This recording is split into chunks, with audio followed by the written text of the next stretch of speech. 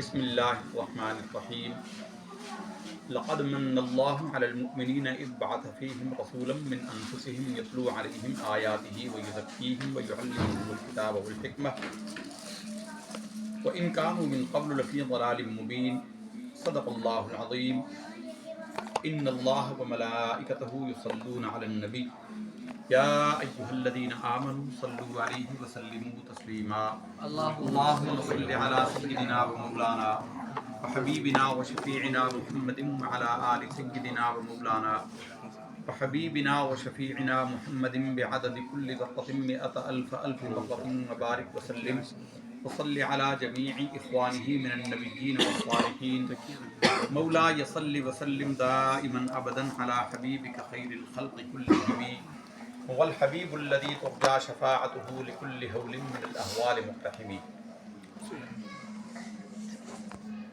اللہ کی حمد و ثنا اور اس کے حبیب صلی اللہ علیہ وسلم کی بارگاہ اقدس میں ہدیہ درود و سلام کے بعد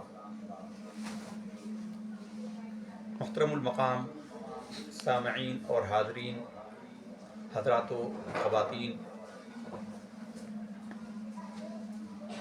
ہمارے بھائی برادر عزیز راشد عقیل صاحب، تبسم عقیل صاحب اور باقی برادران کے طرف سے یہ ہمیں حکم ہوا کہ اللہ تعالیٰ نے ان کی صاحبہ پر یہ احسان کیا کہ ان کے بیٹے کا کوئی معاملہ، کاروبار کا، معاش کا حل ہوا، اس کے شکرانے میں یہ محفل میلاد پاک کا انعقاد کیا گیا ہے۔ مسلمانوں کا ہمیشہ سے یہی طریقہ رہا ہے کہ جب ان کو کوئی پریشانی ہو تو یہ سرکار دو عالم صلی اللہ علیہ وسلم کا میلاد مناتے ہیں، اور حضور کے میلاد کی خوشی میں وہ غم کی کلفتیں دور ہو جاتی ہیں۔ اور بقول ہمارے امام کے، ابھی ہمارے امام کا کلام پڑھ رہے تھے ہمارے بیٹے حافظ عمار عبد الرحمن صاحب، اس میں ایک شعر انہوں نے پڑھا، بہت سارے لوگوں کو اسے سمجھ نہیں آیا ہوگا، قافیہ ملا ہوا تھا تو قافیے کی وجہ سے اس کی عظمت سمجھ نہیں آئی، ہم یہ سمجھتے ہیں۔ اس میں انہوں نے ایک شعر پڑھا کہ چور حاکم سے چھپا کرتے ہیں اور یا اس کے خلاف، یعنی اصول ہے، دنیا کا قاعدہ ہے کہ جو مجرم ہوتا ہے وہ قانون سے، حاکم سے بھاگتا ہے، چھپتا ہے، لیکن حضور نبی کریم صلی اللہ علیہ وسلم کی بارگاہ اقدس ایسی عظیم الشان ہے اور ایسی رحمتوں والی ہے کہ یہاں اس کے خلاف معاملہ ہے۔ چور حاکم سے چھپا کرتے ہیں اور یہاں اس کے خلاف، تیرے دامن میں چھپے چور انوکھا تیرا۔ یا رسول اللہ صلی اللہ علیہ وسلم، آپ کی بارگاہ کا نافرمان، اس کو زمین و آسمان میں کہیں پناہ ہے ہی نہیں۔ اے اللہ کے حبیب، آپ ہی کے دامن میں پناہ ملتی ہے، اس لیے وہ آپ کا مجرم آپ ہی کی بارگاہ میں آ کر پناہ پکڑتا ہے۔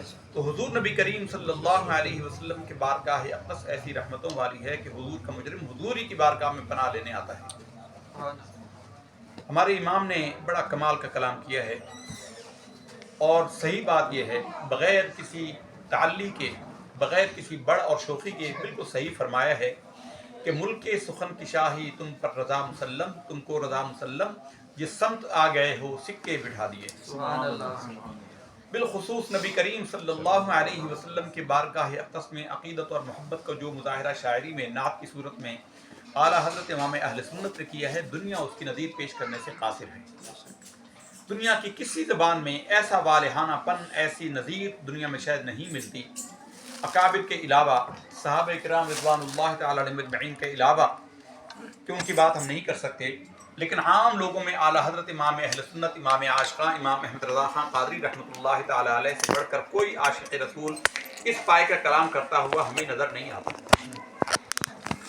بہرحال ہم موضوع کی طرف آتے ہیں۔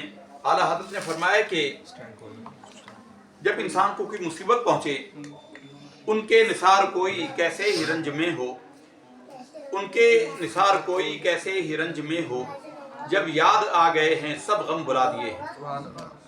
اور یہ آپ کے ہمسائے یہاں پہ گلبرگ میں ہوا کرتے تھے، خالد محمود خالد نقشبندی، ان کا انتقال ہو گیا، وہ شیخ طریقت تھے۔ ان کا بھی ایک شعر بڑے کمال کا ہے، وہ کہتے ہیں کہ جب بھی مانگو تو وسیلے سے نبی کے مانگو۔ اللہ تو عطا کرتا ہے، کافروں کو بھی عطا کرتا ہے، لیکن اے ایمان والو، جب بھی مانگو تو وسیلے سے نبی کے مانگو، اس وسیلے سے کرم اور دوبارہ ہوگا۔ یعنی اس میں اللہ کے حبیب کی رضا شامل ہو جائے گی، یعنی وہ عمل تمہارا اللہ کی بارگاہ میں مقام قبول کو پہنچ جائے گا۔ اس کے اندر جو نورانیت اور روحانیت ہوگی وہ تمہیں عام طریقے سے حاصل ہونے والی چیزوں سے نہیں ملے گی۔ حضور نبی کریم صلی اللہ علیہ وسلم کی بارگاہ اقدس میں ایک صحابی حاضر ہوئے، عثمان بن حنیف نام کے۔ سنن ابن ماجہ کے اندر اور ترمذی کے اندر یہ حدیث شریف موجود ہے۔ ایک صحابی عثمان بن حنیف رضی اللہ تعالی عنہ حضور کی بارگاہ میں حاضر ہوئے۔ ان کی بینائی چلی گئی تھی، ان کی آنکھیں چلی گئی تھی، نظر آنا بند ہو گیا تھا۔ انہوں نے نبی کریم صلی اللہ علیہ وسلم کی بارگاہ میں آ کر فریاد کی، اور یہ ان لوگوں کے لیے بڑی عبرت کی بات ہے جو ہر بات پہ ڈائریکٹ کی رد لگاتے ہیں، کیا ہمارا درجہ صحابہ کرام جیسا ہو گیا؟ وہ بھی حضور کی بارگاہ میں آئے اور حضور سے کہا کہ یا رسول اللہ آپ دعا فرمائیں کہ اللہ تعالیٰ میری بینائی کو بحال کرے۔ تو آپ صلی اللہ علیہ وسلم نے فرمایا کہ اگر تو چاہے تو ان پر صبر کر لے اور میں تجھے جنت میں اس سے بہتر 2 آنکھیں عطا کر دوں اللہ کے حکم سے، اور اگر تو چاہے تو دنیا میں آنکھیں لے لے۔ قربان جائیے ان صحابہ کرام رضوان اللہ تعالی علیہم اجمعین کے جنہوں نے ہمیں مانگنے کا اسلوب اور طریقہ بتایا۔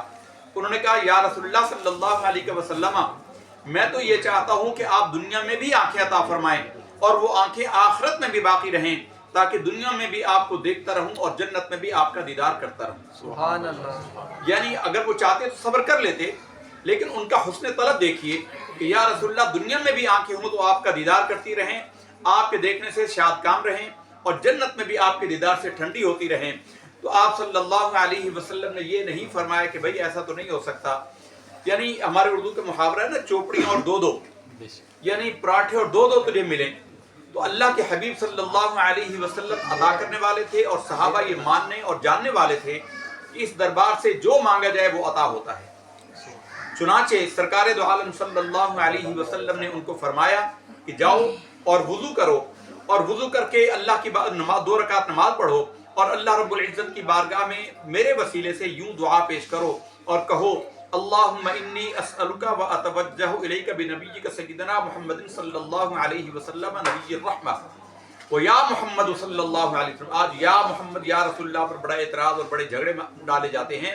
یہ ترمذی کی حدیث ہے، یہ ابن ماجہ کی حدیث ہے۔ حضور نے فرمایا کہ تو پھر یہ دعا کر یا محمد صلی اللہ علیہ وسلم نبی الرحمہ، یا محمد صلی اللہ علیہ وسلم انی اتوجہ بک الی ربک، اے اللہ کے حبیب صلی اللہ علیہ وسلم میں آپ کی بارگاہ میں اللہ کو وسیلہ بناتا ہوں، اور اللہ کی بارگاہ میں آپ کو وسیلہ بناتا ہوں اپنی اس حاجت کے پورا ہونے کے لیے، تو اے اللہ میری تو حاجت کو پورا فرما اور حضور کی سفارش میرے حق میں قبول فرما۔ یہ دعا مانگ کر وہ ہٹے نہیں تھے کہ اللہ نے ان کی بینائی بحال کر دی، اور اگلی نماز میں انہوں نے سرکار کا دیدار کیا۔ سبحان اللہ۔ یعنی حضور کے وسیلے سے مانگو، اللہ تعالیٰ کے انعام کئی گنا ہوتا ہے۔ یہ مانگنے والے کی طلب پر ہے کہ وہ کس طریقے سے مانگتا ہے۔ ایک خاتون تھی، ان کو بیچاری کو مرگی کا دورہ پڑتا تھا، اور عرب جو ہیں وہ ہمارے زمانے کی طرح شلوار قمیصیں نہیں پہنتے تھے، لمبی قمیص ہوتی تھی، میکسی عورتوں کی جسے کہہ لیں آپ، لمبی میکسی پہنتی تھی۔ تو ان کو بیچاری کو جب کبھی دورہ پڑ جاتا، گر پڑتی، تو ان کی بے پردگی ہوتی تھی، ان کا جسم کھل جاتا تھا، بے پردگی ہوتی تھی، تو بے ہوش ہو جاتی تھی، ان کو کچھ ہوش نہ ہوتا تھا۔ نبی کریم صلی اللہ علیہ وسلم کی بارگاہ میں عرض کیا اور کہا کہ یا رسول اللہ صلی اللہ علیہ وسلم یہ تکلیف ہے، دعا کریں یہ ٹھیک ہو جائے، اس کی وجہ سے مجھے بڑی شرمندگی ہوتی ہے کہ میں بے ہوش ہو جاتی ہوں اور میری بے پردگی ہوتی ہے۔ تو آپ صلی اللہ علیہ وسلم نے ارشاد فرمایا کہ اگر تو چاہے تو اس تکلیف پر صبر کرے، اور اس کے بدلے میں اللہ تعالیٰ تجھے جنت عطا کرے گا۔ انہوں نے کہا یا رسول اللہ صلی اللہ علیہ وسلم میں اپنی اس تکلیف پر راضی ہوں، لیکن یہ دعا ضرور ہے کہ اب اگر میں گروں تو میری بے پردگی نہ ہو۔ تو آپ صلی اللہ علیہ وسلم نے رب کی بارگاہ میں دعا کی، اور اس کے بعد وہ کبھی بے پردہ نہیں۔ سبحان اللہ۔ یعنی جس نے جیسا مانگا، جب مانگا، جو مانگا، اللہ تعالیٰ نے وہ عطا کیا ہے۔ جب بھی مانگو تو وسیلے سے نبی کے مانگو، اس وسیلے سے کرم اور دوبارہ ہوگا۔ استقرار نعمت ہوتی ہے، نعمت کے حصول۔ یہ جو دعا نابینا کو بتائی، بعد میں حضرت عثمان غنی رضی اللہ تعالیٰ عنہ کے زمانے میں ایک شخص کو حاجت پیش آ گئی۔ حضرت عثمان غنی رضی اللہ تعالیٰ عنہ سے، جو حکومت کے سربراہ تھے، امیر المؤمنین تھے، اور 3 بر اعظم پر آپ کی حکومت پھیلی ہوئی تھی، افریقہ تک، ہمارے پاکستان کے علاقے بلوچستان تک آپ کی حکومت تھی، کابل اس کے اندر شامل تھا، सेंट्रल एशिया, आर्मीनिया, अज़रबैजान तक आपकी हुकूमत थी। यानी कितनी बड़ी सल्तनत हजरत उस्मान गनी के ज़माने में कायम हो गई। तो आप अंदाज़ा लगा लीजिए कि कितने बड़े हुक्मरान थे। उनसे एक सहाबी को काम पड़ा। वो सहाबी उनकी बारगाह में जाते थे, लेकिन शर्फ़े बारियाबी नहीं होता था, मुलाकात नहीं होती थी, वक्त ख़त्म हो जाता था, रश इतना होता था, उनको मौका ही नहीं मिलता था। तो उन्होंने एक दफ़ा अपने दोस्तों में बैठे थे, उसमें वो हज़रत उस्मान बिन हनीफ भी थे, और वो अपनी तकलीफ़ का अर्ज़ करने लगे और कहने लगे कि मेरा ये मामला है, अमीरुल मोमिनीन की बारगाह में मुझे जाना है, लेकिन कभी हाज़िरी नहीं होती, मेरी बारी ही नहीं आती, वहाँ इतना रश होता है। तो हज़रत उस्मान बिन हनीफ ने उन्हें कहा कि मैं तुझे वो दुआ न बताऊं जो अल्लाह के नबी सल्लल्लाहु अलैहि वसल्लम ने मुझे बताई है। उन्होंने कहा बताइए। सुभान अल्लाह। तो उन्होंने वही फरमाया कि तुम जाओ, वुज़ू करो, 2 रकात नफल पढ़ो और ये दुआ करो, और ये दुआ करके हज़रत उस्मान गनी रज़ी अल्लाह तआला अन्हु के दरबार में जाओ, फिर जो कुछ तुम्हें पेश आए वो आकर मुझे बताना। उन्होंने ऐसा ही किया, उन्होंने ऐसा ही किया। और उसके बाद जब हज़रत उस्मान गनी रज़ी अल्लाह तआला अन्हु के दरबार में पहुंचे, रश वैसा ही था, लेकिन अंदर से उस्मान गनी रज़ी अल्लाह तआला अन्हु ने नाम लेकर कहा कि फलां साहब को बुलाओ और उसको मेरे पास भेजो कि वो मुझसे मिलने के लिए कई दफ़ा आ चुका है, लेकिन मुझसे मुलाकात नहीं। और जो उनकी हाजत थी उस्मान गनी रज़ी अल्लाह तआला अन्हु ने उसको पूरा किया और उसको इनाम और इकराम देकर रुखसत किया। हज़रत उस्मान बिन हनीफ को जाकर उन्होंने ये माजरा अर्ज़ किया। उन्होंने कहा क़यामत तक जो शख्स हुजूर का उम्मती इस दुआ के ज़रिए से अपनी हाजत अल्लाह की बारगाह में पेश करेगा, अल्लाह ताला उसकी हाजत को पूरा करेगा। जब भी मांगो तो वसीले से नबी के मांगो, इस वसीले से करम और तुम्हारा होगा। जो आये मुबारक कुरान मजीद की हमने आपके सामने तिलावत की है, इसमें अल्लाह ने अपने एक एहसान अजीम का जिक्र किया है। लक़द मन्नल्लाहु अलल मुमिनीन, ईमान वालों पर अल्लाह का बड़ा एहसान है। अल्लाह ताला की नेमतों की हालत ये है कि हम चाहें तो उनका शुमार ही नहीं कर सकते। उनका हक अदा करना तो बड़ी दूर की बात है, उनका शुमार ही नहीं कर सकते। गिनती करें, गिनती नहीं कर सकते। कुरान मजीद फुरकान हमीद में रब्बे करीम ने इरशाद फरमाया है, इन तअद्दू निअमतल्लाहि ला तुहसूहा, तुम अल्लाह की नेमतों को गिनना चाहो, शुमार करना चाहो तो शुमार नहीं कर सकते। चाहे वो हमारी ज़ात के अंदर हैं, हम अपने जिस्म के अंदर देख लें, उंगली के एक एक पूर को देख लें, एक पूर के अंदर जितने मसाम हैं उनको देख लें, जिस्म के एक एक बाल को देख लें, फिर उसकी जो ढांचा है उसका अनाटमी उसको देख लें। इंसान हैरान हो जाता है, इंसान हैरान हो जाता है। हमने कहीं पढ़ा कि इंसान के जिस्म में बड़ी छोटी जितनी रगें हैं, इतनी बड़ी रगें हैं कि अगर उनको जमीन पर फैला दिया जाए तो 3 बार जमीन के गिर चक्कर लगा लें एक इंसान की रगें। यानी दिमाग के नब्ज हैं, जिस्म की बड़ी छोटी रगें मिलाकर इतनी लंबी हो जाती हैं कि जमीन को 3 मरतबा घेरे में ले ले। ये हमारे जिस्म के अंदर की हालत है। ऐसा निज़ाम है अल्लाह ताला ने जानवरों का बनाया, इंतजाम का, कि कोई जानवर सब्जा और चारा खा सकते हैं, गोश्त नहीं खा सकते, भूखे मर जाएंगे। गोश्त उनके सामने पड़ा रहे, बकरी नहीं खा सकेगी। शेर के सामने आप घास का ढेर लगा लें, वो नहीं खा सकेगा, गोश्त जब तक नहीं मिलेगा।